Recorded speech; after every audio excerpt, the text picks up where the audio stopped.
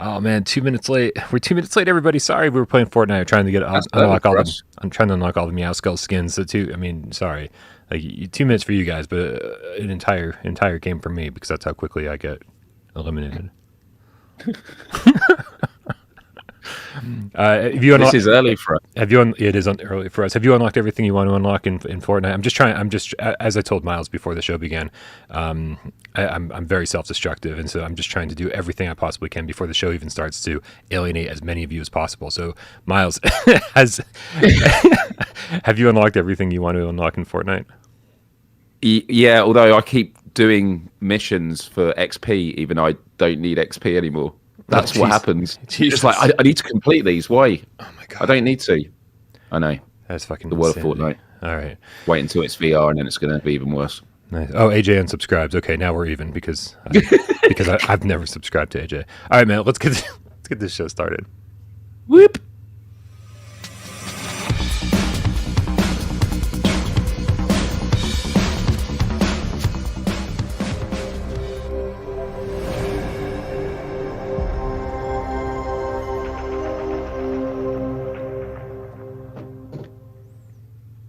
This is PSVR GAMESCAST Live, where we film live every single Monday, Wednesday, and 2 Wise Friday right here on YouTube. We do it live for your viewing pleasure, 6 p.m. Eastern, each and every one of those days that I just listed. There's 3 of them out of 7 days. It's not a majority, but it's a pretty good number, I'd say.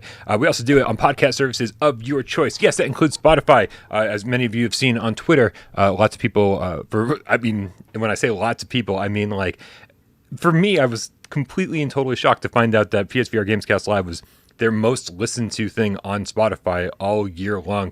Hundreds, if not thousands of minutes of GamesCast consumed by some of the cats out there.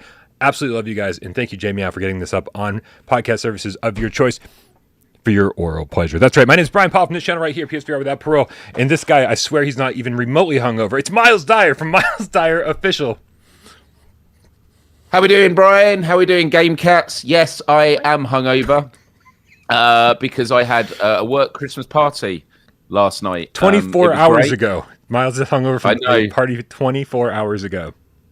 The place we went to this bingo hall, which was very futuristic. It was like a Black Mirror episode. It was super cool, but they didn't serve much food. And sometimes some people say eating is cheating. I don't care. It's good to line your stomach with stuff to soak the alcohol up. And so, yeah, I was actually still drunk when I woke up this morning. And then I did a full day's work. And then I was like, I need to be ready. So I've got myself some Coca-Cola. I ordered a Domino's pizza tonight. And actually at the station, I had a burrito. So I've had everything, everything greasy and good to make myself feel better. And I'm with you guys, which always makes me feel wonderful. It's good to be here. Myles, if it makes you feel any better, you look fantastic, and that's only partially due to your amazing new camera and lighting setup. I mean, like, look at this guy. Look at this guy. Look at the lighting. He doesn't look like this, the bags under his eyes are very well hidden. I mean, look at him. Look at him. Unless when I turn my head, the bags show. Look, yeah, straight ahead, right at the camera. I know, keep straight. Yeah. Don't move. No. Yeah, so as I mentioned, I've been planning for a while now to upgrade my studio. I've got a new camera, a Sony ZV-E10. I can't remember the one I've got, but it's known as a vlogging camera. Yeah. And setting up was an interesting process because you can have like the automatic settings, but I was going through all these YouTube tutorials, and I don't really know a lot when it comes to like aperture and the shutter speeds and all this sort of stuff. Yeah, all that. Yeah, actually, white balance is probably one of the only ones I know, which is hold a bit. Great. Whoa, sorry, I've got the game. What is going on? Sorry, YouTube just started playing the show on the phone, so it'd have been echoey. One of the settings was to do with like how much light it allows in. Yeah. And the YouTube tutorial said you can turn it all the way down, and I did. And it was really great. And I realized that these LED lights that I've got that are normally so high that like when in the evening at 11 o'clock at night, I'm like squinting, with this bright light, I've actually got to turn them right down now. So it's worked out really good. But yeah, this is because my band's come to an end a few weeks ago. I'm looking ahead, and this is a channel that I really believe in. Obviously, I do my own live show and stuff like that. And so I just wanted to invest to, bump things up a bit. I mean, since you brought it up, man, what's going on over at youtube.com/Myles this week? Any good conversations? It's always something interesting. Always something interesting happening over there. So if you guys don't already subscribe to him, make sure you click the link in the description below and subscribe. But Myles will take you from here and tell you why you should subscribe. Well, yeah. So this week was just a Q&A, but I did try out a new app that was called Lenser. Have you seen this, Brian? Because a lot of people have been talking about it. I think Adeoye Jr. from Kind of Funny was doing it, Blessing. And Blessing, yeah. So Lenser is this app where you have to pay like $35 a month, but you get a 1 week free trial. So you just cancel the subscription. And then you have to pay like $3 for 100 photos. And what you do is you upload 10 to 20 photos of yourself. And then this AI creates 10 lots of 10 photos of different categories. Some of them are anime, some of them are fantasy, some of them are rock star. And this machine learning basically constructs your face to make all these new photos. And some of them were super creepy. Photos? There weren't any nude ones in there. There were some suggestive ones, but not nude. Unsubscribe. Yep. I'm not going to watch. New photos is one thing. Nude photos, I will fucking, I will chatterbait all day for. Yeah, well, it was an interesting experiment, and it went down so well that I thought we're going to actually do that as the topic for next week. So tune in for that. But yeah, the show, sometimes we do fun stuff, talk about gaming, movies, do quizzes. Other times we talk about world events, mental health and well-being, life hacks. We like to mix it up. But yeah, a lot of Game Cats always show down on a Wednesday. Always appreciate it. And then when the show's over, you've only got an hour to wait. And then it's Wednesday on PSVR without Parole. So it's a nice pre-show. It's true. All right, man. Listen, there's a lot of cats here, a lot of people hanging out in the chat. And as always, we'd like to bring you into the show as much as possible, starting with the people who, threw some money to keep these lights on. So we appreciate you. Emily Baxter, hashtag the Cartoony Witch Game Kitten with a $2 tip, says, Cartoony games suck. The weekend is now official. It wouldn't be a proper Friday Two Wise Gamescast without Emily Baxter telling us how much she hates cartoony games. Thank you, Emily. Also, Genetic Blasphemy with the $2 tip says, hey guys, only 82 days till we achieve unity. PSVR 2, 82 days. That's fucking crazy, man. 82 days. We're into double digits. Yeah, it really is. And December 6th coming up, 4 days away. As you've mentioned on the show before, they've got this PSVR 2 pre-order event. So if you haven't received yours yet, your email and been able to pre-order, don't lose hope. Hopefully this will be your chance. But I've recommended to a lot of my friends, even if you have signed up via the website, just do it again. There's no harm in it. And who knows, it might jolt the system. Real quick here, I want to make sure that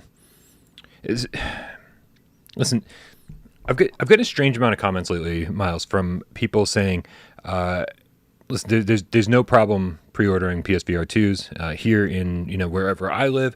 All the retailers have plenty of pre-orders. They say that they're not in any danger of selling out. That whole thing I've gotten a lot of comments like that, and I want to make sure that first of all, everybody knows that, that's a thing. Like if you live in places where Sony Direct is not covering the pre-order event, launch stuff, pre-order, whatever you want to call it, that there's tons of retailers all taking pre-orders, and it doesn't seem like they're sold out anywhere. Old Darth here in the chat even said, still no problem pre-ordering from Canadian retailers, which is excellent. Like you guys who were not in the Sony Direct territories actually ended up doing much better than we did, right? Because the people who Sony's covering were still tons of people, like a good percentage of people are still waiting to get an invitation to be part of this December 6th event. And so there's a lot of people worried that they're not going to get one. And then there's like this reassurance from people. And I don't know, half of it seems to be reassurance and half of it seems to be, this thing isn't selling well, right? Like that's sort of the take I see from a lot of people. Oh, there's pre-orders everywhere. This isn't going to be an issue, blah, blah, blah, whatever. I do want to remind people, Sesman M on one of my videos says, boys, I live in Poland. There's no problem buying the PSVR 2. After 2 weeks from the start of pre-orders, you can still find it in every big retailer. So these comments are rolling in left and right. I want people to realize something, though, that like we're in a very small VR community. And within our small VR community, People are excited about PSVR 2. Outside of the VR community, no one even fucking knows what PSVR 2 is. They don't know if they should be excited for it. They maybe never heard of it. They didn't know that Sony was making another headset. Like, because Sony hasn't kicked off the marketing yet. I really do think that they're going to focus on PlayStation 5 for this second holiday season. And then early next year, like January, obviously a month before launch, then they're going to roll out their PSVR 2 hype. You're going to start seeing commercials for it. You're going to start seeing advertisements for it. You're going to start seeing trailers for games. And I would say, Matt's your GAMESCASTer in the chat says small but family. And I agree with you. We are a small but very close-knit community. But soon, the word about PSVR 2 is going to get out beyond our community. And people are going to start getting really excited for it. And then a lot of people who were never interested in VR before or played PSVR 1 or Quest and said, VR's not there yet. They're going to see that VR is fucking finally there. And so pay attention, right? And get your pre-order in now. Because once Sony gets that marketing in order and starts pushing it out the door, I've heard from people that there very well could be shortages. People who know much more than we do. Because I don't know shit, man. I have no idea. But it could happen. And you might not have one at launch if you don't pre-order. So if you're interested, I would recommend it. I'm also not telling you what to do because I don't really care. I put my pre-order in. Yeah. Right. Brian's going to be enjoying it on launch day. Yeah. That is it's good words and definitely. I mean, we say it every week for a long time now.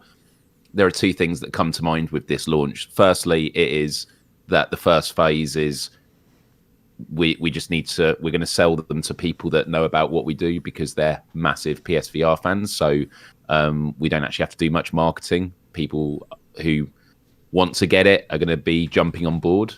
And then the next phase will be going for the mass market. And that will be hopefully on a subsidized price because we'll be paying the premium of pre-ordering it. Whether they turn down the price a little bit or they chip in a few games with it. And they will also probably announce some huge IPs that are getting the VR treatment. Half-Life Alyx is the game that people keep thinking is an obvious launch title. Yeah, but we don't know yet. I think even I could be wrong about this because I haven't been keeping up with the rumors ever since I got my my videos about Half-Life Alyx out.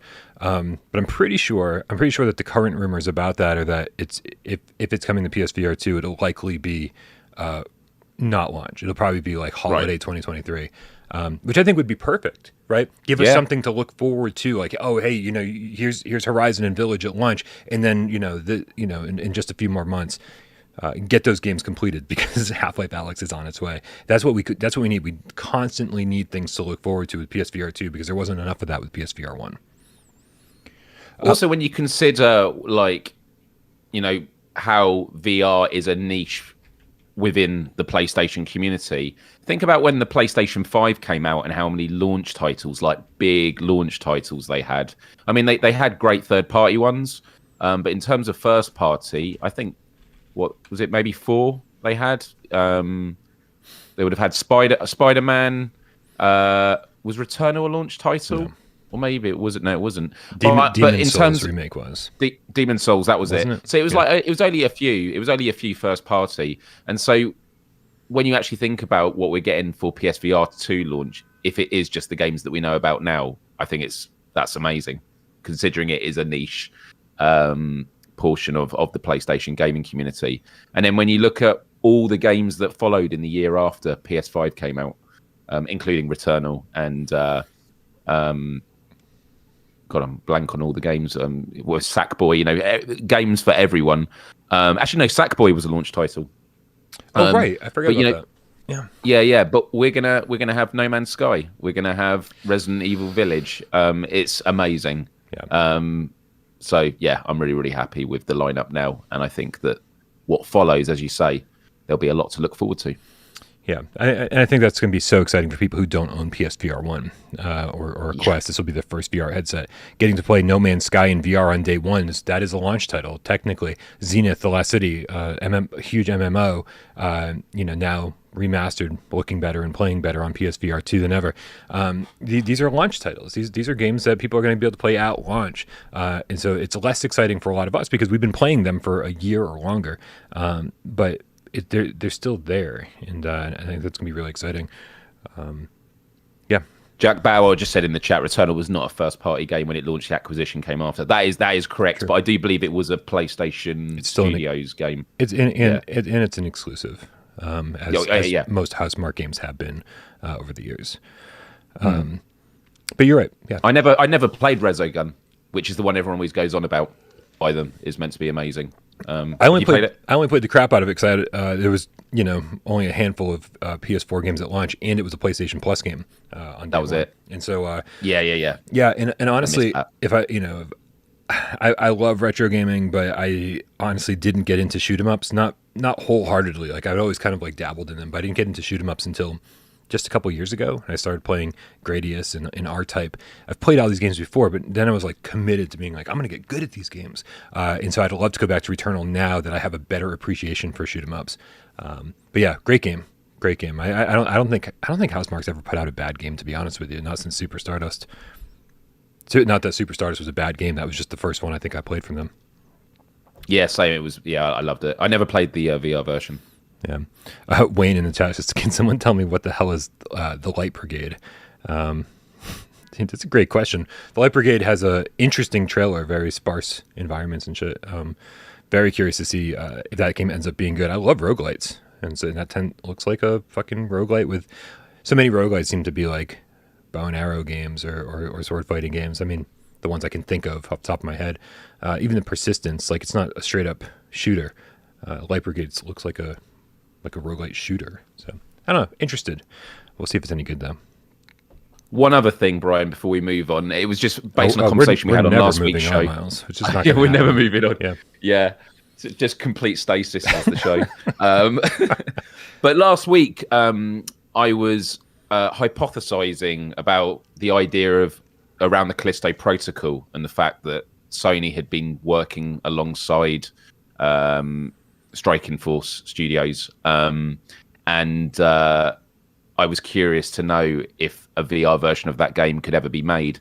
Well, there was a report that came out, I think it might have been today or yesterday, that in the end, Sony had 150 people from PlayStation support them in the release of the Callisto Protocol. So it was a huge effort from Sony, because normally they lend out like motion capture studios and things like that. Yeah. But for this game in particular, Sony were really involved, which I find interesting. Doesn't necessarily mean it's going to result in a VR title, but I don't know. I can keep hoping. Even though the reviews have been coming out today and they're quite mixed, but I'm still going to be playing it and I'm still looking forward to it. I might wait for a discount because my flat screen game time is limited. I still haven't finished Days Gone. I'm still plugging away at that here and there. I've been doing Fortnite, obviously, with the end of the season, and so unfortunately, Callisto might just have to wait.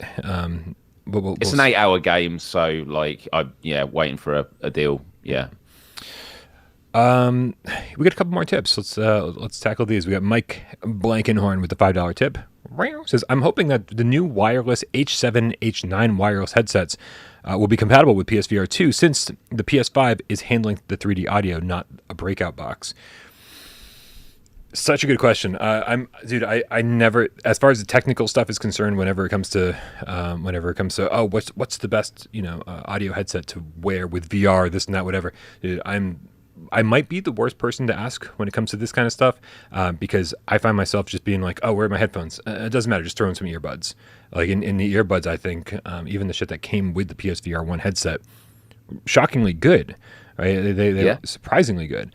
The only ones I haven't really enjoyed, honestly, were like the Mantis headphones that rested against my ears in a strange way. They didn't cover my ears. They didn't whatever, and then they broke like after just a couple months, and so. I think I don't have a great perspective on different headsets. Although I would like to maybe have a devoted, like something that I can really rely on. Every time I pick up my PSVR 2 headset, I throw on a specific set of headphones. So I might be looking into that, Mike. Any input on this, Myles? No. Well, I'm definitely going to have to invest in some new headphones. I mean, I do have the official PS5 ones, the Pulse headphones, which are going to work with this, which I'm glad, because it's been so frustrating not being able to use it with PSVR 1. So that's going to be great. And yeah, the other headphones that I was using broke last week, so I'm going to be getting some AirPods, but they're not going to be compatible with it. So yeah, I'll probably just stick with the 3D Pulse headphones, although the foam is already exposed. I've had them since the launch, and they're really comfortable, decent quality, but the earpieces are sort of falling apart now, which is disappointing, and that's only going to get worse when you're using it for gaming that involves physical activity as opposed to just sitting there. So yeah, I mean, look, Sony develop 3D audio, the 3D Pulse, they sell it as something that takes advantage of that, so that's what I'm going to stick with. Yeah, you're right. I didn't even consider that. The when you have the padding, when you're playing in VR, you're moving around. Sure, that's like wear and tear, just like your ears are rubbing against the padding. But on top of it, you're sweating a lot of time. Like playing Beat Saber or anything else, it's physical. Like even if it's just a little bit of light moisture, it's just enough to probably start degrading the finish on those things. It's a good point. Virtual Strangers in the chat. What up, Wes? Says Sony MDR ZX 110, $10, comfy and sound decent. $10, guys. You heard it here first. Wes is probably not first, probably on Virtual Strangers. He's already recommended these things, but I might look into those because $10 sounds right up my alley. A couple more tips here. Let's read these out. We've got Genetic Blasphemy with the $2 tip. Says Emily said she wanted cartoony games for Christmas, by the way. That's the equivalent, just FYI, of getting coal in your stocking if you're Emily Baxter. Cartoony games. She finds it at the bottom of her stocking. She goes, no, not Job Sim. Fuck this shit. Fuck you, Santa. Shilu Liver. I feel like I just said something racist. With the $2 tip says, do you think we'll get a PSVR 2 game on PlayStation Plus? I don't know. That's a good question. Not to go on beating this drum that you and I always beat, Myles, but I do think a Plus collection is the right move for new PSVR 2 owners. We get this amazing Plus collection on PlayStation 5 of PlayStation 4 games that run and look beautiful on PlayStation 5 for free. There was 19 AAA games. It was just like, are you fucking kidding me? There's so many amazing games that if you bought a PlayStation 5 and you say there's nothing to play, Jesus, dude. The Plus has never been more worth it than it was at the PlayStation 5 launch. And I think they could do something very similar here with some PSVR 1 remasters and make sure that everyone goes, yep, this is your first headset. Look at all this cool shit you have to play day one. Yeah. That is the dream. And if it's not, I still think that if they are to be PlayStation Plus games, they should be remastered, ones. I can't imagine there's going to be any day one launch titles for PSVR. And I don't think it will replace, it won't be one of the 3 games. There'll be a 4th game. Yeah, because I think that would upset people. I think it would upset people too, but I do think that the longer PSVR 2 goes on, there'll be. I think we're going to see a much larger library, much faster with PSVR 2 than we ever saw with PSVR 1. So there was limited options. Like there was no way Sony could provide a free PlayStation Plus game of PSVR variety every single month with Plus. It just wasn't possible. But I do think with the number of titles that we're going to get, that we could start seeing maybe every 3 months there's a PSVR 2 title, and then eventually after a couple of years every month is included. Who knows, man? But I do think that the possibility here is much higher for PSVR 2. Genetic Blasphemy with the $5 tip says, do you think the friendliness of VR will diminish as it gets more popular, or do you think VR has something innately friendlier than flat screen? And this is interesting. Whenever I go into Firewall, whenever I go into a multiplayer VR game, it's always super duper friendly. And then I go into Rec Room. When I'm in public, it's awful, right? And so I do think age has something to do with it. And I think with PlayStation VR 1, a lot of people who were excited about VR were an older crew because they grew up with the Lawnmower Man and Nick Arcade, whereas the younger kids are like, oh, we'll just play on a tablet, we'll play on a phone, everything's fine. And so I think the older crew had something to do with the fact that PSVR 1 was so accepting. It's such an open, happy, relaxed community. And I think that as VR gets more popular, we're going to see it become, just like everything else in gaming, just an absolutely horrible place to be. I do fear that myself. Yeah, I mean, look, I do think there is a inclination to foster more friendly environments with VR, because the thing I've always said when it comes to empathy and compassion online is we have this dichotomy where, yes, the internet has allowed us to connect with people from all over the world, and hear alternate perspectives and, you know, reach out to more people. That's surely a good thing. That's a good opportunity for empathy. Yeah. But the problem is the majority of communication is done via text, where you don't have facial expressions, you don't have tone of voice, don't have body language, which makes up the majority of the way we communicate. And so, especially on Twitter, it means that people's words become a lot more pointed. People tend to assume bad intent, or at least interpret bad intent.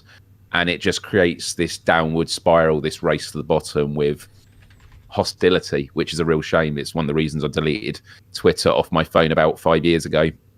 One of the best things I ever did. Whereas in VR, you're standing in a space with someone else. And it's not to say I don't think over time toxic cultures can't form. I think they will. But I think it's going to be a much slower process. And to be honest, if the decline is slow enough, it actually gives an opportunity for us to mitigate that by saying, no, we don't want this here, you know, calling it out. And I do notice that in a lot of VR games where there are public spaces, Rec Room, things like that. Given Rec Room, it's usually a lot of young people who haven't really learned responsibility or politeness in some ways. But there does seem to be a huge effort for inclusion and things like that. So I'm in two minds about it. I think the risk is definitely there as it becomes more mainstream, because you're obviously going to appeal to more people, which will include those that are there just to start a fight and be toxic. But I think the community is so strong now that it can maintain that in the long run. But we've got to work for it. Yeah, agreed. And just having a community like this with Without Parole, like as people always ask me the same question about Without Parole as God, who was it? Was just asking about VR. It's like, you know, do you think your community is going to maintain this level of positivity and helpfulness and, you know, looking out for each other kind of thing as it grows? And the thing is, you know, I've made it very clear to my mods that, like, we're not going to tolerate any fucking nonsense as the channel gets bigger. In fact, it's going to be more important than ever, you know, to make sure that people who are absolutely determined to spout their racist or homophobic or transphobic or whatever else views, like, can go fuck themselves. Like, this is not the place for that. If you're a bad person, fucking at least have the decency to hide it, right? Like, that's the least we ask of you, is, like, fucking hide your awful points of view, because we're at a very like accepting Kanye West community. Yeah. I've got no words, Myles. I've got no words, dude. All I will say is don't even. I woke up this morning super hungover, and when I saw the videos of him yesterday, I genuinely thought I'd woken up in an alternate reality. I thought, is this actually happening? Sadly, that's just his reality. We've just got to a point where an alien spaceship could fly above the White House like in Independence Day. Sorry, spoilers for anyone that's not seen it. And my first reaction would be, fair enough. Like, nothing surprises me anymore. Nothing surprises me anymore, Brian. JC, the inimitable dual-wielding ass-kicking game cat, by the way, great name, in the chat says, LOL, I've already got enough arachnophobia, and that's enough for me. We thoroughly support arachnophobia here on Without Parole. Spiders can go fuck themselves. If anybody has a problem with that, the unsubscribe button is right below this video. Spiders can go fuck themselves. Arachnophobia for all. You have a right to be scared. They might kill you. Dude, Stike Gamer, the VRAF Game Cat with the €5 says, Brian, Myles, lots of cats and a glass of port wine. Really? Port? You drink port? Oh, God. It's like I've never had port. It's like sucking on roots, not in not virtual strangers' roots. Although I have a feeling roots probably taste like port because port tastes fucking terrible. Making a nice Friday evening.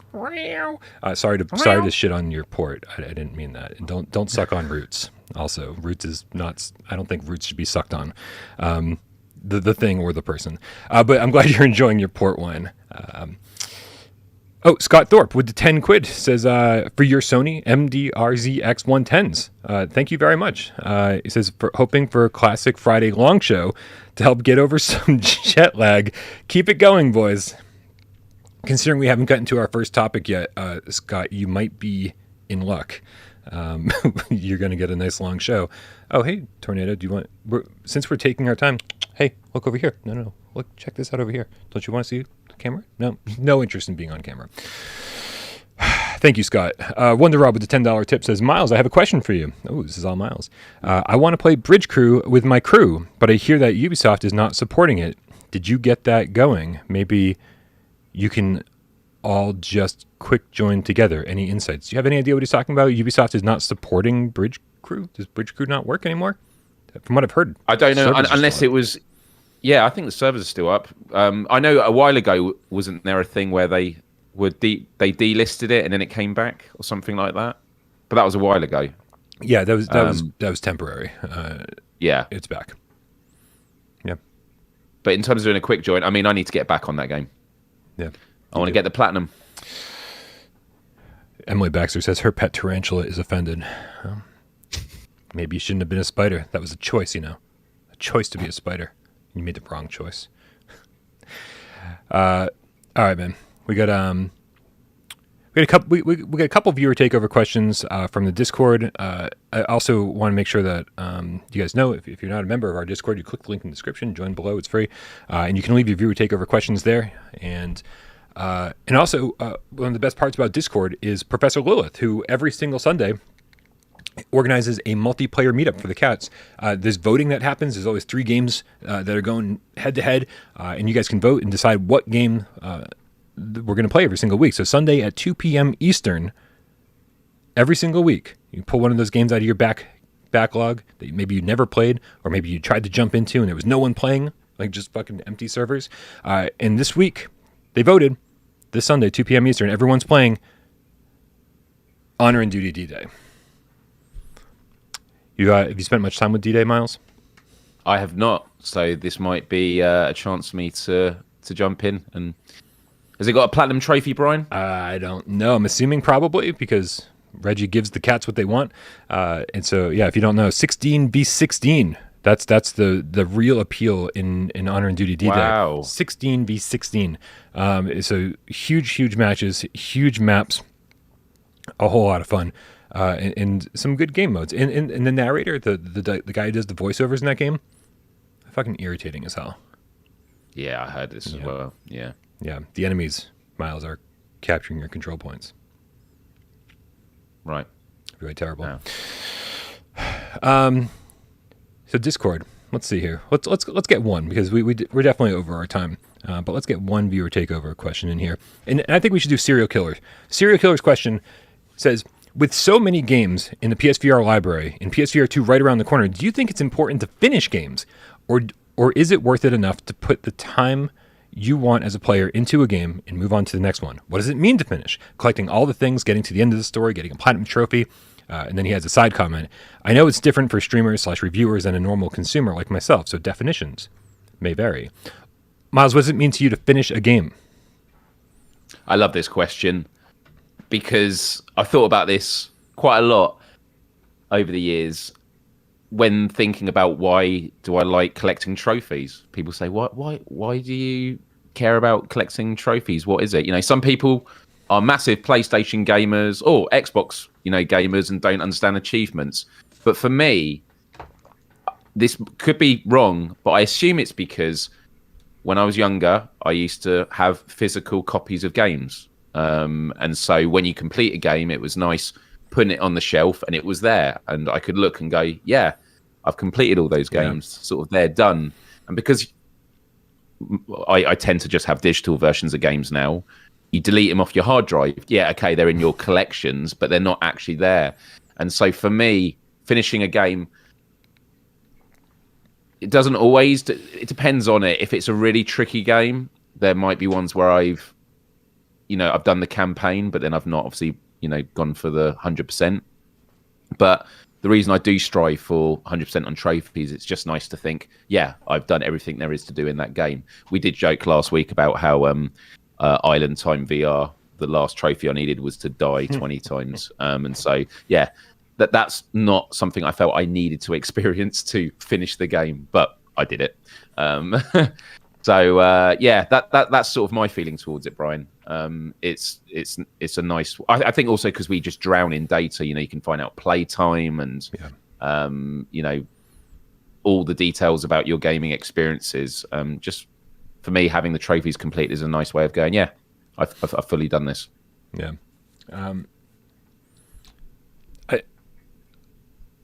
I think like the chat is showing us, I think, very specifically that it means different things to different people, and I think that's totally fine. Obviously, if you don't roll credits, if you don't actually finish the story, if you don't whatever, then you haven't finished the game. But you can be finished with a game and say, you know what, yes, I put in hours in this just isn't working for me. Like, why? Gaming is supposed to be fun, and I think very frequently we forget that, and we forget to enjoy our time with gaming. I've been so frustrated with games and actually screamed at games being like, I hate this so fucking much. Why am I still playing it? And then I continue to play it because I just don't like myself very much, Myles. That's what it comes down to. I was like, I deserve this. It's like I deserve this pain and suffering in my free time when I'm supposed to be enjoying something. I deserve this. This is just, yeah. And so like I've done that with Days Gone recently. I actually really fucking love Days Gone, but there's moments that I'm like, this is fucking terrible and I can't stand this, but I don't put it down. And so I can be, if I put Days Gone down now, I'd say I'm finished with that game, but I didn't finish it. I didn't roll credits. And I'm not much of a multiplayer person when it comes to flat screen stuff. And I genuinely, even with multiplayer stuff in VR, I always prefer the single player stuff still. PSVR dragged me out of the multiplayer closet and was like, oh yeah, this stuff is actually fun. Whereas I never played The Last of Us multiplayer or any of the Uncharted multiplayer stuff. There is Uncharted multiplayer stuff, right? That's how fucking awful I am about this. No, I love those games, yeah. And I didn't play any of the multiplayer stuff, which even though I heard it was amazing, I played Resistance games and everything else. I skipped the multiplayer entirely. So for me, if you finish the campaign and roll credits and like I finished that, great, done. Added enjoyment, of course, if you feel like doing the multiplayer stuff. That's just bonus. But yeah, I don't feel as though you need to get a platinum trophy in order to finish a game. I think if you love the game enough to keep going around and go for all the trophies, then that is, man, you're not only getting your money's worth, but you're also getting to experience more of something that you loved, which is fantastic. But yeah, there shouldn't be any requirements when it comes to that kind of stuff. Like, be a real gamer if you don't have the platinum trophy. Fuck that shit. I agree. Yeah. All right, Myles. Let's move on to our first news story. Let's do it. So I saw somebody asking in the chat earlier on, so we'll answer that question, if there's been any new PlayStation VR 1 games announced. As you guys know, we just had the announcement of Cooking Simulator VR. So that is coming to PlayStation VR 1. I got confirmation that Saints and Sinners Chapter 2 Retribution is still coming to PSVR 1, despite, amid rumors of cancellation of the PSVR 1 version. So that's another PSVR 1 game that's coming. However, yesterday we got an announcement of yet another PlayStation VR 1 game that's coming, and is really 2 weeks away, I think. I think it's coming on the 16th. And it's called VR Pigeons. Are you ready for this, Myles? Well, I've been ready for this for years. I just never knew we were finally going to get it. I can't believe this is a thing. This is coming from VR Kiwi, by the way, developers of Cave Digger. It's also one developer. I'm just kind of watching the trailer right now. Oh no! Sorry, one second here. Don't mind me. I'm just gonna do a couple things while this trailer's playing. This was made by I feel like I'm going to have a sore neck. I'm going to have a sore neck after playing this game. Right? I mean, please tell me that there's an option to just hold the move button down because, dude, Golem gave me a bad back, right? And all I had to do was hold the button and like lean forward. Brian, does this count as supporting full locomotion? As far as 20 questions goes, yes. This is trying to get in time here. There we go. Somebody clip this. Make a GIF. Yep. Cool. Okay. So we should have been in the ad. We obviously. Well, we'll be in the new ad. The description over on the VR Kiwis YouTube channel says, all the world's a rooftop and all the men and women merely pigeons. Use the power of VR and absolutely unique movement to controls to slip into your pigeon self. Go out into the world, find a rooftop, wait for the granny to throw some bread, eat as much bread as possible. Bread is life.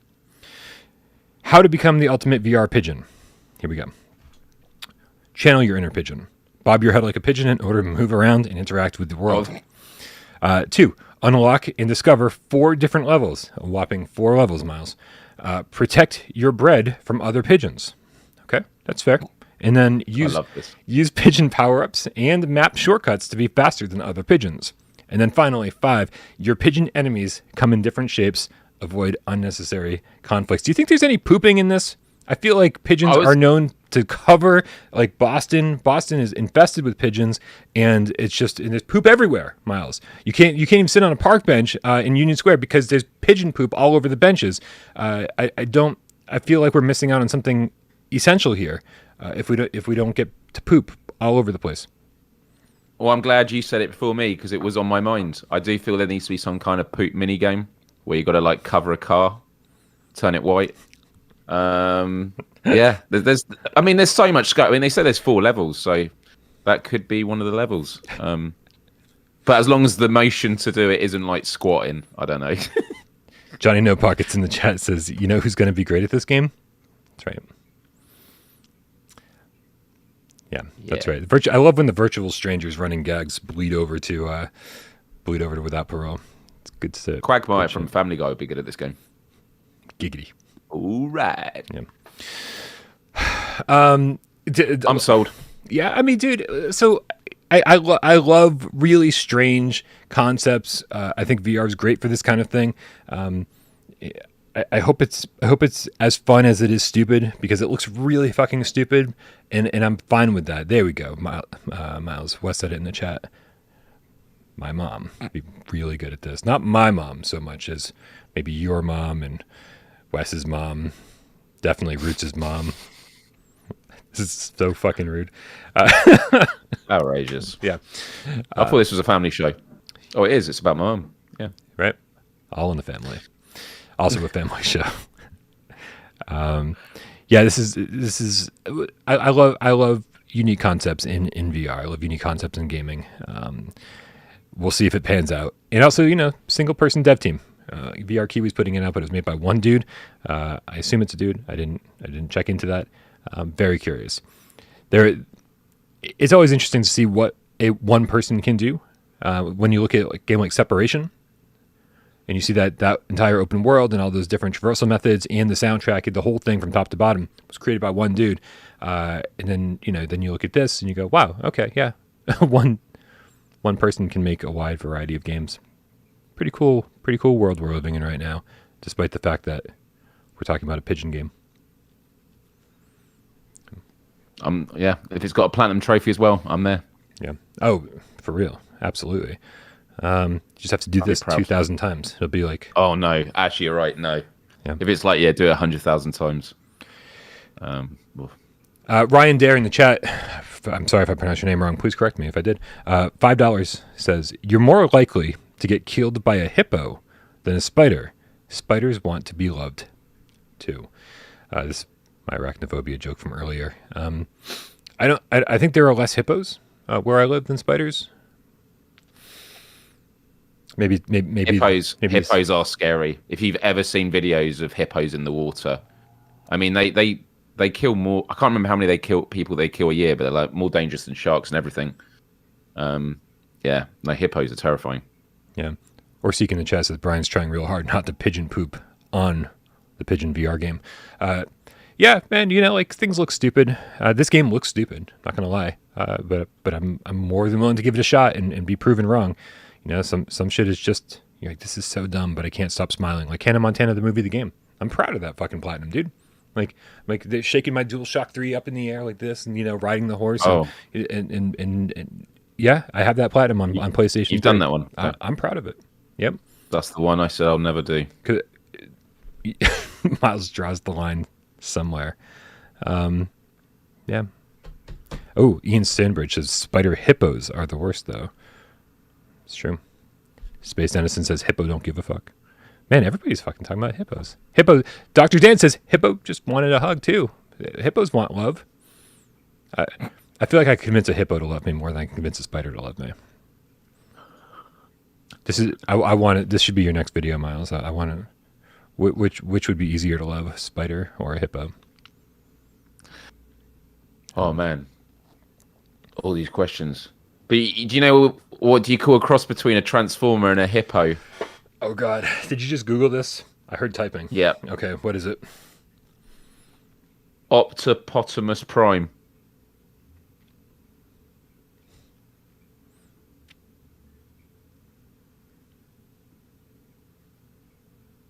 Why can you never find a hippo hiding in a tree? Because they are so good at it.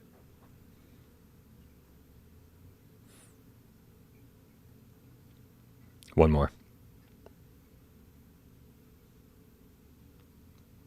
A lot of these are the big words that I can't even pronounce. Oh, good. The hippo jokes have out-intellectualized Myles. All right. Are the big words like variations on the word hippopotamus? They're like making it look long. Okay, you're hungover. We're going to give you a pass. It's all right. Cool. Hey, Myles, did you see that there's a new trailer? My head hurts. Yeah, you got one more? You got one more? No, my head hurts. Your head hurts. I'm reading all these. All right, well, let's keep moving. There's a new trailer for After the Fall on PSVR 2. That's the thing. There was another trailer a little while ago when they announced that After the Fall would be coming to PlayStation VR 2, where the graphics looked fucking horrendous. So I'm actually really happy that they released this new trailer. Here, let me go over to full screen so we can see this a little bit more detailed here.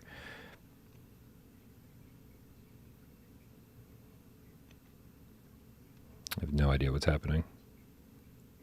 Here it is. All right. I can only assume that this is pretty much what the PC version looks like. I've seen Wes stream this quite a bit, and so this looks like the PC version. A little surprised, you know, with some things because I fully expect this to look even better on PSVR 2, but you know, looks fine. I'm excited to play this again. Yeah. I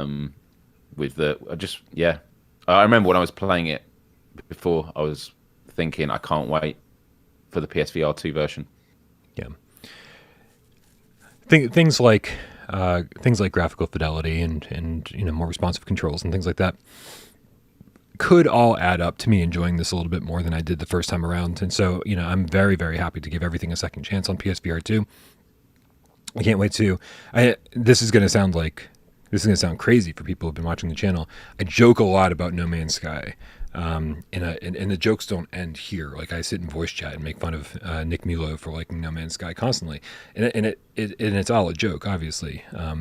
But you know, No Man's Sky doesn't do the thing I want it to do. It's not the game loop that I want to spend my time doing. But man, I can't wait to check out No Man's Sky on PSVR 2. So everything gets a second chance, and I'm very excited to have a reason to go back and check out these games again. But still no sign of Beat Saber.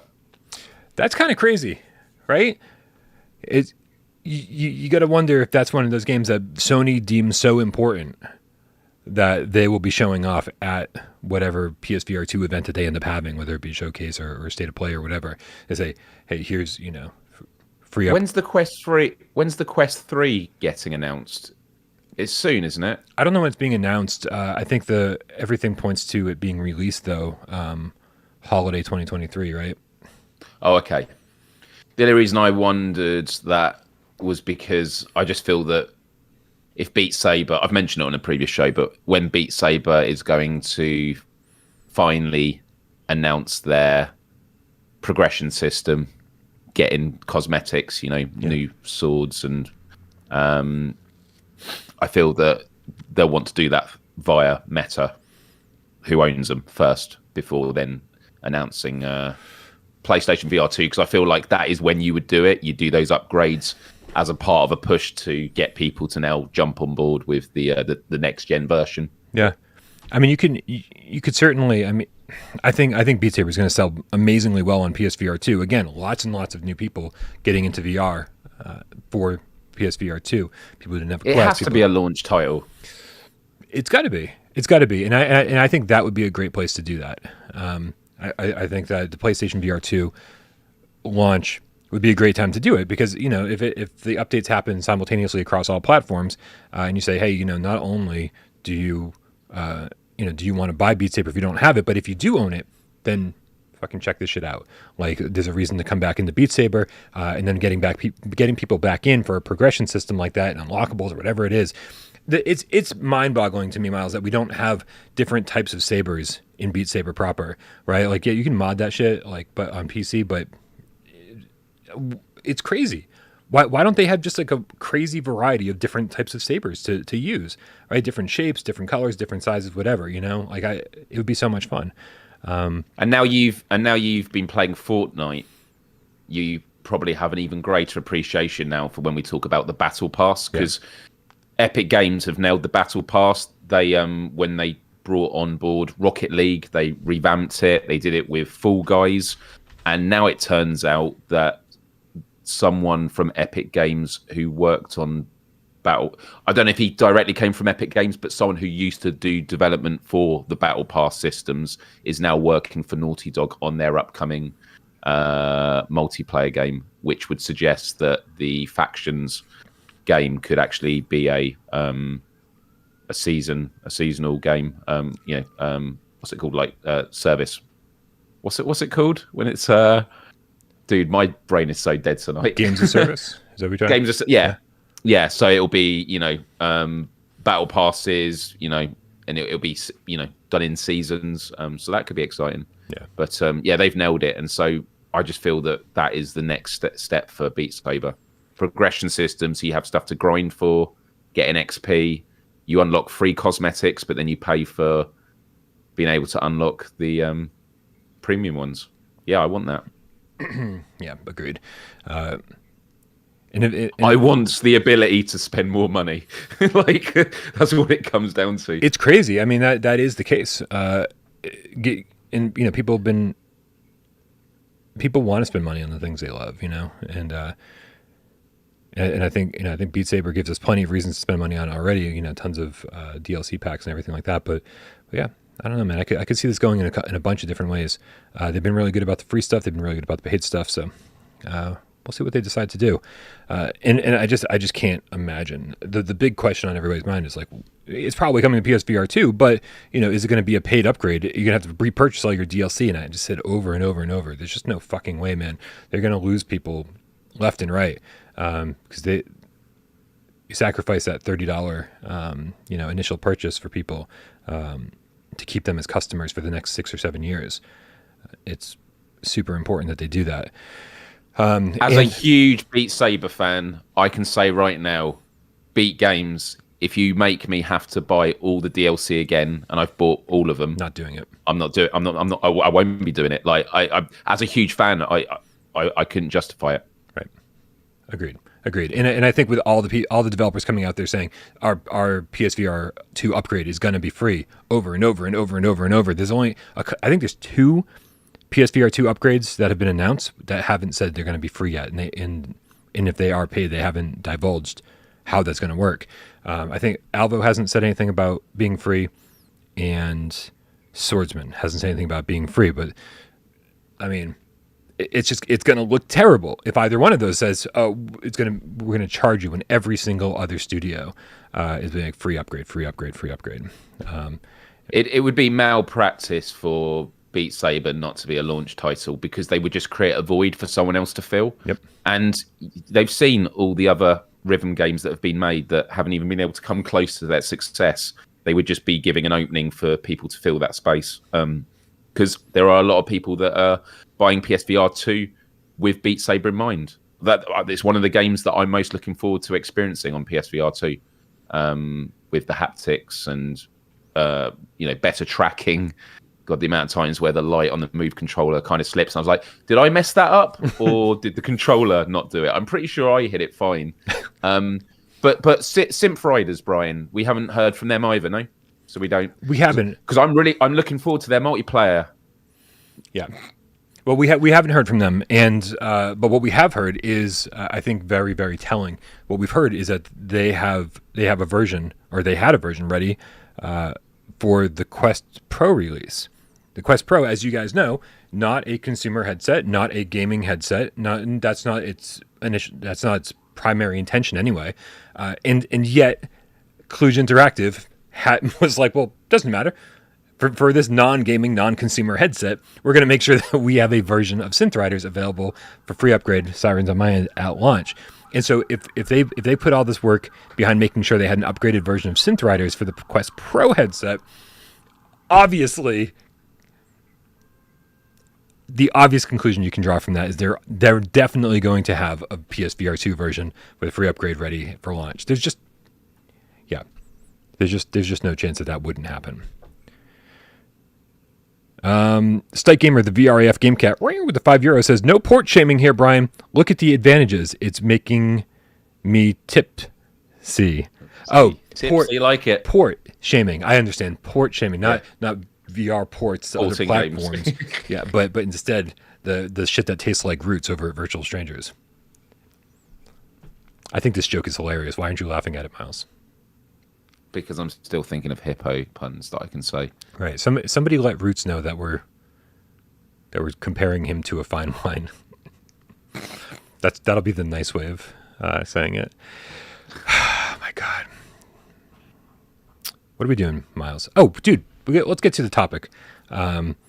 58 minutes into the show, we're going to get to our main topic, which shouldn't surprise anybody, and that's not Beat Saber. What is it? It is, come on. Wearables. Bring it up. There it is. We're going to go to inverse.com for this news story.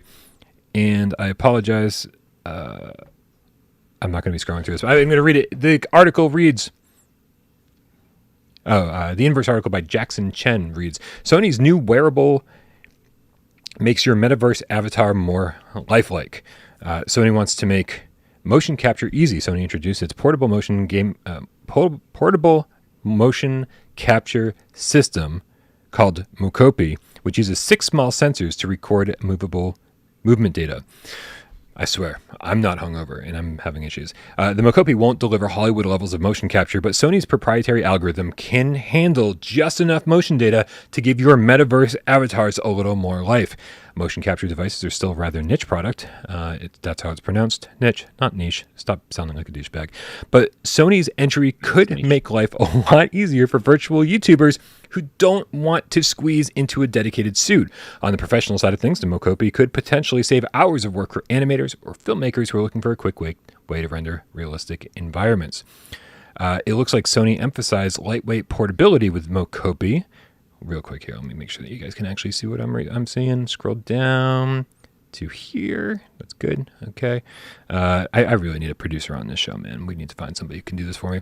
It looks like Sony emphasized lightweight portability with Mokopi since they weigh in at only 8 grams per sensor. The 6 sensors measure 32 millimeters wide by 11.6 millimeters thick and can be attached to your head, hip, wrists, and ankles through Velcro bands or clip.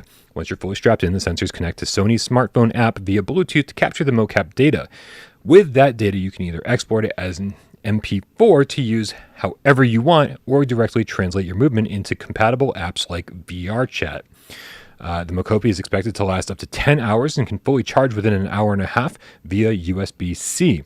The sensors come in a case, but are also waterproof and dustproof.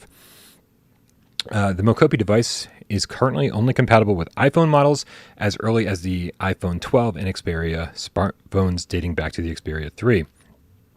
I think this is the last part of the article here. To expand compatibility, Sony is looking to put out a software development kit on December 15th that will connect to the motion capture data to connect the motion capture data to Metaverse services and 3D development software like Unity and Motion Builder. The pre-orders for the Mocopi are expected to start in mid-December and will be available through Sony's online store. Sony's planning to release the motion capture device in late January 2023 for about $358. Interesting. This is kind of crazy, Myles. There's so many things about this. First of all, the technology sounds amazing, right? Because motion capture devices have up to this point been incredibly expensive, and as the article states, this won't be Hollywood quality stuff. This will be serviceable, help you, consumer grade motion capture stuff. And so it kind of Sony's always R&Ding stuff that we just wouldn't even think about. And I think the biggest takeaway from this, the weirdest takeaway, is that Sony's such a big company that this isn't even announced for PSVR 2. This is just, hey, we're doing this for Quest, we're doing this for VR chat, PC VR. No mention of PSVR 2. That's how big of a company they are, that they've just got their hands kind of in everything. Yeah, and I think it's a fantastic opportunity for testing the technology without having it to intrude on PSVR 2. This is a great way of getting it out there, seeing what the adoption rate is like, actually seeing the creative ways in which it is implemented into apps. Is it being used in apps that already exist and these are the ones they've performed best with? Or are new apps being developed with this product in mind? So yeah, I think it's really, really exciting. And yeah, just going back to, you've got 6 of them and thinking about which ones you'd actually need if it was going to be compatible with PSVR 2 in the future. So you have one on the head, you wouldn't need that one. 2 on your wrist, so you wouldn't need those. So it's just on your feet, and then did it say the hips? So yeah, so I think in one of the photos at the top, you can see someone's got it on the back of their jeans. Yeah. So yeah, I mean, and how is it connected? How does it know it's not actually detecting it? Right. Currently, it's linking to an app on your iPhone or Xperia, and then they say soon it'll be able to connect to, actual VR apps and stuff. But I mean, how is it actually registering it? It's not viewing it. Do you know what I mean? It's Oh yeah, that's a great question, man. I don't know exactly how motion tech works. So that's a good question. It just says Sony's algorithm will provide you with decent motion data. So, yeah. I'm just reading it through again. It just says, via Bluetooth to capture the mocap data. So it will just see where you're moving. Yeah. And someone said genetic blasphemy just with the $1.99 tip says dancing games could be amazing. Yeah. Agreed. Yeah, Let's Dance VR. I saw a serial killer in the chat say tack on another $350 in order to play PSVR 2. Right. I feel like unlike so many, I guess a lot of accessories are optional, right? It's even the aim controller. Every game that supported the aim controller also supported the DualShock 4, so you don't actually need the aim controller to play certain games. I feel like this is going to be extremely niche in VR. This is going to be like a niche of a niche, and I think this is just kind of them testing the waters, because I can't see too many developers taking advantage of this, right? Like in multiplayer games, you just need to see, especially if you're running around shooting other stuff, like how important is it for VR to be capturing all of your movements, right? Like let's make this look as realistic as possible. I mean, we've seen Arizona Sunshine and After the Fall be like really phoning it in as far as the multiplayer models go, to the point where it's embarrassing, right? And so, and how important was that? It wasn't that, for all the things I didn't like about Arizona Sunshine and After the Fall, those weren't the things that detracted from it, right? As long as you can see your friends and they're running around shooting with you, that's the important thing. This kind of stuff is important when it comes to if there'll be a PlayStation VR 2 version of PlayStation Home. This is important in things like the Metaverse and VR chat, as it's obviously being, developed closely in tandem with. That's the kind of stuff that makes this interesting. But also, when you see how expensive motion capture stuff really is, I mean, thousands and thousands of dollars per day to use professional motion capture studios. This is going to be great for some of the smaller dev teams, that consist of one person or two people, and be able to connect it to Unity. This is going to be really great to allow them to do some, real baseline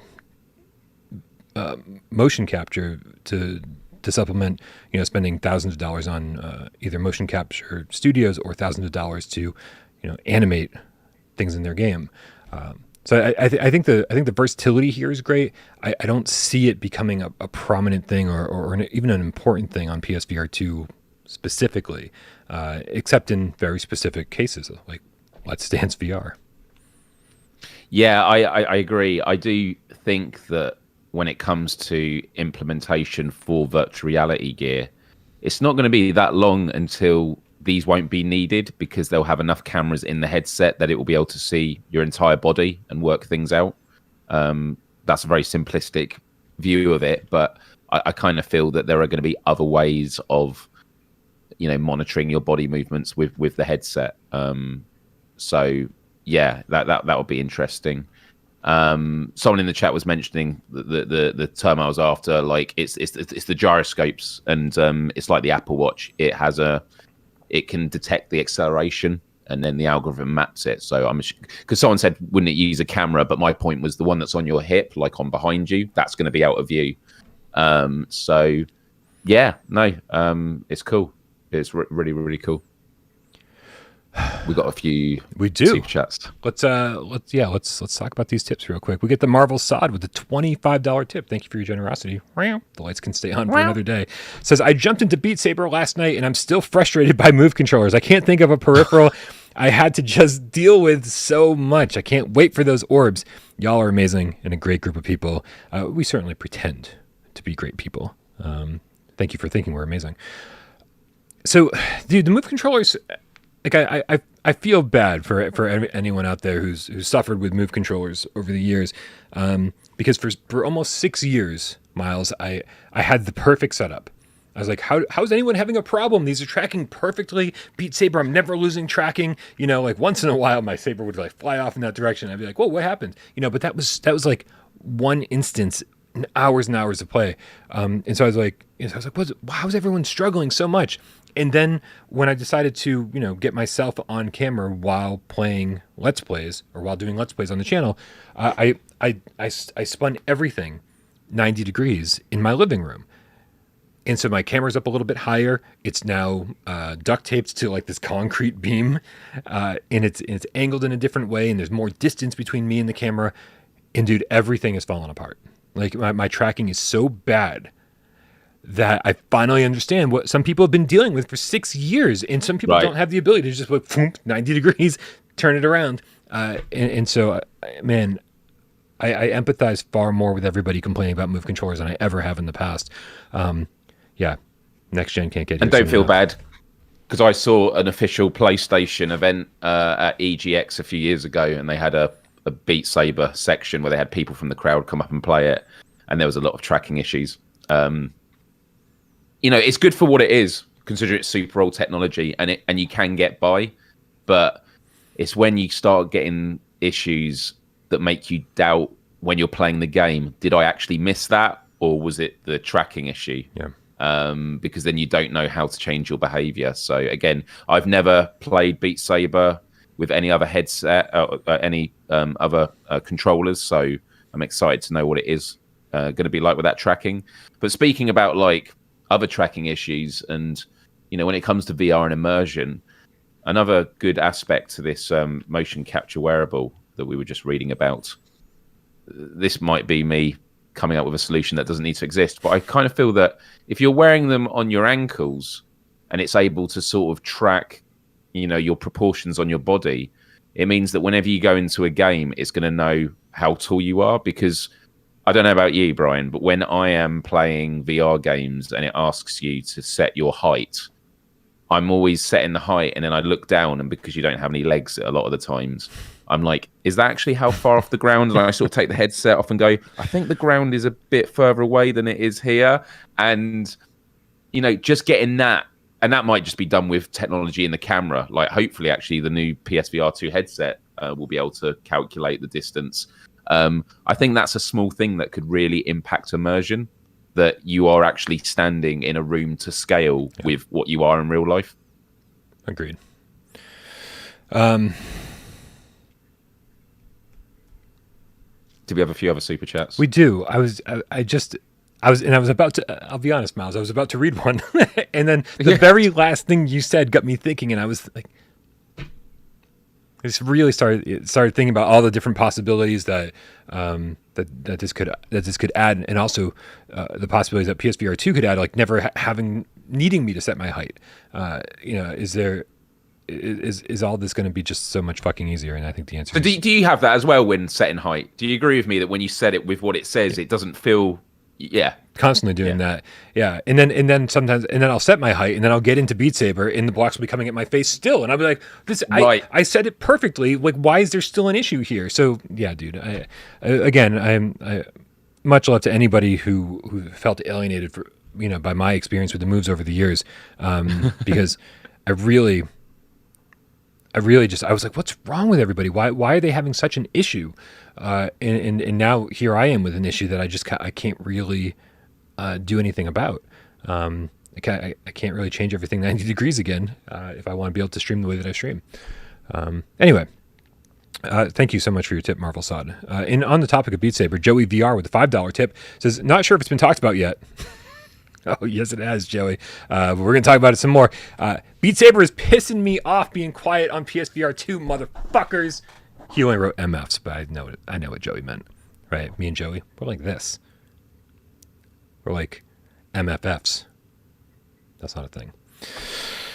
Motherfuckers forever. That should be a thing. Can we make that a thing? I want to be motherfuckers forever. Joey, you know who else isn't saying much about PSVR 2? Not just Beat Saber. Sony. Who? Sony. And I don't think that that's a coincidence. I think there's a lot of teams that you're like, why haven't they said anything about PSVR 2? Why don't we know what this studio is working on, or that studio, or why haven't we? It's the big stuff. It's the big stuff. And despite the fact that Beat Saber is technically a small game, the importance of it is gigantic because it's been the number one best-selling game on PSVR for 6 years straight. Not 6 years, because it didn't come out day one. 4.5 years straight. I forget when it came out. And so I think, Sony would like to have that on their stage during their event to get people excited. Whether you own it already or this will be your first VR headset and you want to play Beat Saber on PSVR 2. The next time we see PSVR 2, I'm betting we will also hear about Beat Saber. That's my guess. Ryan Dare. Shit, I forgot what I said the last time. The last time I said his name, he said I got it right. And then I was like, man, my memory sucks. I can't remember what I said. So now here we are, Ryan. Back at square one. He said with the $5 tip, he writes, oh, motherfucker. Dude, Ryan, you and I, we're not MFFs because this is going to be difficult to say it, but I'm going to say it phonetically. Hippopotamusstrosquipedaliophobia is the fear of long words. Not hippos. It's the fear of long words. The longest word is supercalifragilisticexpialidocious. If you say which works when loud enough. If I say it loud enough. Well, it works because I have a British accent, so I sound just like I'm from the movie with Mary Poppins. I think next week we need an umbrella for the full effect. Yes. I didn't know that I had hippopotamusstrosquipedaliophobia, but Ryan, until just now, because the thought of having to say that word just terrified me. Apparently, I have did it though. A fear of long words and spiders. Man, I hope the show was long enough for the people who wanted a long show. Myles, it's time for 20 questions, and you are the host. Do you have a PSVR game picked out? I don't. I do now. I do. I actually think I did this last week. You did, but so somehow the idea is that like It's 3 weeks in a row now. I was like, last week, I was like, I'm pretty sure we were back on track. We're definitely back on track now. All right. Somehow we screwed it up. And on Wednesday, I did it. And so that means today you need to do it. And then That's good. Every single episode. That's fine. We go back. I love doing this. Good. So that's fine. I've got a game. I would much rather be the host because then I don't have to make a fool of myself as I'm about to and be like, oh, I've reviewed every PlayStation VR game except for No Man's Sky. And yes, I tried to pay AJ to do that and he did not do it. So blame him. I saw that in the chat. People are like, AJ should fucking review that game. Yeah, he should. Slacker. If you guys don't know how this works, I'm going to put 6 minutes up on the clock and we only have 20 yes or no questions. Please, for the love of God, help me out in the chat. Ask good questions. Give me good game suggestions based on the answers to those questions. We have 20 yes or no questions to figure out what game Myles is thinking of. It is a PSVR game. The only rule is that it has to be out. That's the only rule, I think. Okay. So I'm going to put the clock up on the counter. Oop, I need my notepad. So I can write down the answers to your questions. On your mark, get Des, go. Does this game... did we talk about this game on this episode? Did we mention it? No. Okay. That eliminates a lot of games. Is this game... has this got an announced PSVR 2 version? I don't think so. Okay. 2. I'm so glad I changed the game I was thinking of last minute because that first question would have been a different answer. And I was like, I'm not falling for that. Serial Killer asks, does this have online multiplayer at all? No. Okay. Should do. Should. Okay. GC13 says, does this have full locomotion?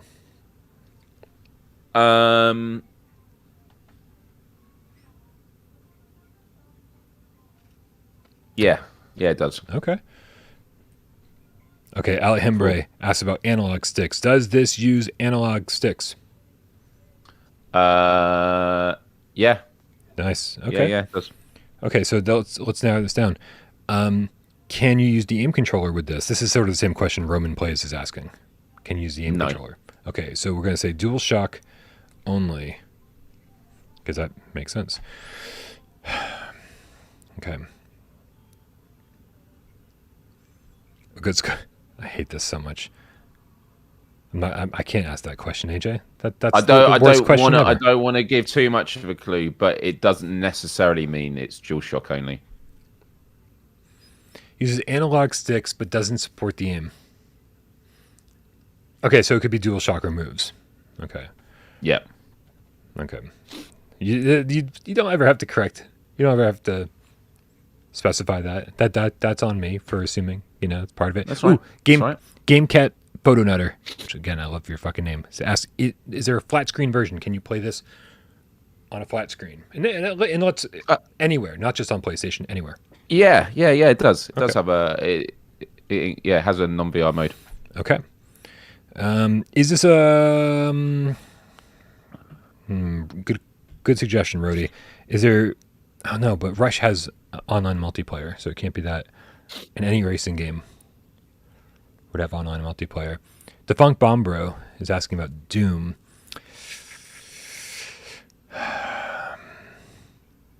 You can use the...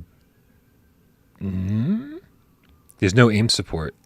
So that eliminates... Doom, you can use the aim controller. Both Dooms, yeah. So that's not that.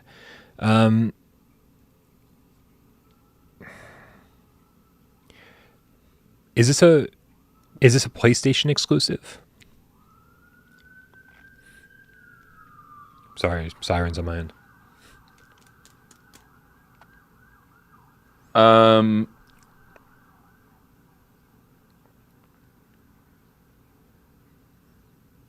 I'm gonna say I think it is. Yeah. Okay. I think it's a PlayStation exclusive. Yeah. All right. That eliminates a lot of the suggestions we're getting in the chat.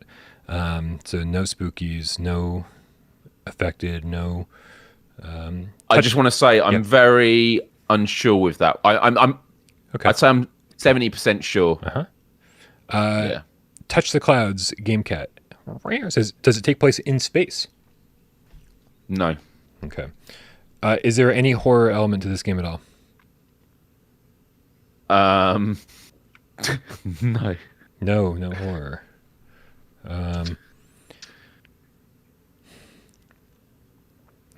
Can't be a racing game, you guys. Because there's no online multiplayer. There's no... You're on 10. I mean, I guess there's no online multiplayer anymore in Drive Club, but... is it a puzzle game? I mean, no. Okay. No. No. Is this a good game? Would you put this in like your top 25 list? Would I put it in my top 25 Yeah. list? No, it's not been in my top 25 list. Okay. Whew, man, this is rough. 12. We're on 12. Okay, can't be Wipeout because there's no online mode. Bad Robo says, is it a shooter? No. No, it's not. Jesus. 13. We don't know what this is. So far, we only know that there's a flat screen mode. It's got full locomotion. There's analog stick support, so it's DualShock 4 and move controls.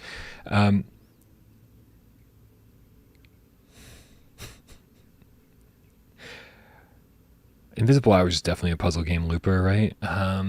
Shit. Oh. Totally blanking right now. Totally blanking. I can't even think of fucking questions to ask. This is driving me crazy. With only 25 seconds to spare. Did this come out? This come out in the first year of PSVR 1? No, it didn't. Did this come out in the last year? No, it didn't. Shit. 15. Okay, somewhere in the middle. Is it third person? No. Shit. 16. Is it a sports game? No. Is it a survival game? No. No. We are out of time. This absolutely sucks. I'm so upset. No one in the chat's got it. Oh, someone just did. Someone just did in the chat. Get it? Someone just got it in the chat. GDBD. Does that mean anything, Brian? I fucking hate you so much. Good dog. Bad dog. Oh my god. By Play'em Studios, released for $25 on PlayStation VR. June the 2nd, 2020. One of the worst games I've ever played. It's not a puzzle game. It's not. It's not a game. In fact, at all. I wouldn't argue the puzzle aspect of it. I would argue the game part of that. Yeah. Oh my god. Yes, you can play it on the flat screen. Yes, it supports analog sticks. Yet the move support is fucking terrible in this game. You would expect for a fucking dog VR game that when you lift the move controllers, you have two adorable giant paws. No, they just transferred the button controls over to the move controls. So you tap this, push the same. It's awful, man. It's awful. It's awful. I fucking hate Good Dog Bad Dog. I'm really sorry to bring up this very traumatic memory. Yeah, I saw good reviews of Good Dog Bad Dog out there, and I immediately unsubscribed to those channels and blocked them in every social media because I was like, it's a good litmus not test to be trusted. Well, this is it. This is good. That's a red flag. Yeah. That's a red flag right there. Might be the biggest red flag ever. Ian Stanford says Brian had blocked that game out of his mind until just now. I just loved when you asked, "Is there a PSVR 2 version announced?" And I'm just like, for the love of God, play him. Stay away from PSVR 2. I should have gone 1 second, Brian. Let me just send an email off. I mean, I don't know. With haptics, it could be good. Yeah. No. Give me. And I was going to go with Simp. I had Simp Riders written down, and then literally seconds before we started, I just switched. And then when your first question was, "Have we talked about it today?" I was like, "Yes." That was a smart move. My God. But then we did talk about a lot of different games today. We did talk about a lot of different games today. I'm gonna start bringing up Good Dog Bad Dog in every single episode before 20 questions, just to make sure that it's not Good Dog Bad Dog next time. Myles, thank you so much for hanging out today. Is it a survival game? I had a lot of fun. It is a survival game. You're the best gamer ever if you can survive to the end of the game. That's it. Yeah. Sorry, Brian, I was interrupting your beautiful outro. No, thank you, dude. Thank you for hanging out with me. This was I had a rough couple of days. I haven't been feeling like myself lately. Very unproductive. Very and lately, I find that I do find people make fun of me for playing Fortnite, but then a lot of people like also added me as a friend on Epic. So for a number of people who make fun of me for playing Fortnite, there's also a ton of people that are like, "Oh, Brian's playing Fortnite. Let's fucking do this." I find that Fortnite's been my retreat, Myles. Like when I want to get away from real life and when I want to get away from the channel and even being social sometimes. I dive into Fortnite because I can play that by myself, even though I'm playing with 99 other people. And it's things like GAMESCAST that kind of pull me out of that, that retreat, and pull me back into things and force me to be social and get me in front of the camera and get me to interact with people in the chat. It's, for anybody who's been watching a long time, I've got all sorts of issues mentally, and I deal with them very publicly. I think I tell you guys about them on AMAs, and you guys are kind of my cure for a lot of it. I deal with a lot of depression and a lot of just fatigue and mental burnout constantly, and you guys have helped me through so much of it over the years. And I appreciate that. So thank you for being here, Myles. Thank you for being here, everybody. Amazing community. Thank you. Agreed, Brian. It's good. And November was a horrific month for me. I have been depressed for most of it, but every Friday I get to come on here and spend time with you and the Game Cats. Always have a wonderful time, even right now, even though I'm feeling rough and hungover, and it's always a struggle to get my brain ticking. Earlier I was messing up all sorts with names of developers and stuff like that. That's just my normal problem, being late. But when I'm hungover as well, it's an extra challenge. But it always feels good. Always have an amazing time. And you're an amazing dude. I'm glad we get to do this together. Me too. And I'm glad, Fortnite is a good bit of escapism. I do it. And you're right, it is a game that you can go off and do by yourself. And but definitely get involved with the big event tomorrow that takes place in 21 hours time. Yeah. They're really exciting, and as I've said before, it's a real taster of like what the future of the metaverse could be like, because Epic Games are really good with their end of chapter events. Because a season for those, it's weird because I'd assume that you'd have a season that was made up of chapters, but Fortnite have swapped it around. So for those that don't know, in Fortnite, seasons are, you have a new battle pass, the island changes, like it has a different theme, but it's the same island. A chapter is where even the island, it's going to be a completely new map. And when they transition from one to the next, they have some big interactive event, which is always just spectacular to see, and it's just an incredible technical feat. So yeah, should be good. So in case we didn't lose you during the first opening moments of the show, we're doing our best to lose you now. Yes. Thank you, Myles, for that. Thank you. I mean, guys, if you don't know, Sci-Fi Game Cat Henry puts timestamps in the show after it's over. Thank you so much for that. Jay Meow gets this up on podcast services of your choice. He uploads this. If it wasn't for him, it probably wouldn't happen because I just don't do that. And thank you to everybody out there who shared how much time they spent listening to PSVR Gamescast Live this year on Spotify. All the people who shared that on Twitter and said that this was their number one most listened to thing all year long. Blows my mind. Sometimes, Myles, I don't know how far back on Without Parole you go, but Jeremy and I and Des and I even, we used to joke about how we just felt like we were playing house. We'd set up a camera and film a show. I'd edit it, upload it, and it never felt real. It never felt like it was actually getting out there, And then when you see people who've been like, I spent 9,000 minutes listening to PSVR Gamescast Live in 2022, I was like, that makes it feel really real, and I fucking love that shit. So thank you to everybody out there. It helps the channel run. All the moderators, I kid you not, make my life infinitely better every single day. All the cats out there who commented, helped me with 20 questions. Not enough, but you tried. All the people who tipped, all the people on patreon.com/withoutparolegames, helping this channel keep the lights on and this show running, and everybody out there who sat back and watched the show, didn't say a goddamn word. We know you're out there too. And like Joey VR says in the chat, we're MFFs for life. Let's get out of here. Have a good weekend, everybody. Love you all. Take care. See you on Discord. See you on Discord.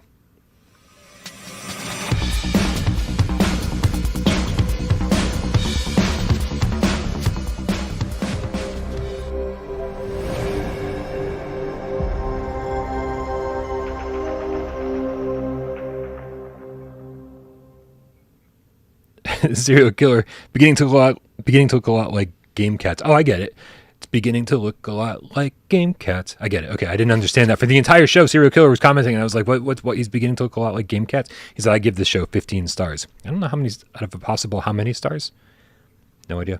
By the way, I love that Good Dog Bad Dog was playing until the very end, even when you were talking about quite serious stuff about you've been feeling shit lately. And I'm like, but Brian, this is definitely not helping right now. Yeah. By the way, for anyone that's still in the chat, you must pay on your way out a fee of 1 like. So smash the like button. Smash the like button. And have a great weekend, everybody. We love you all. Yeah.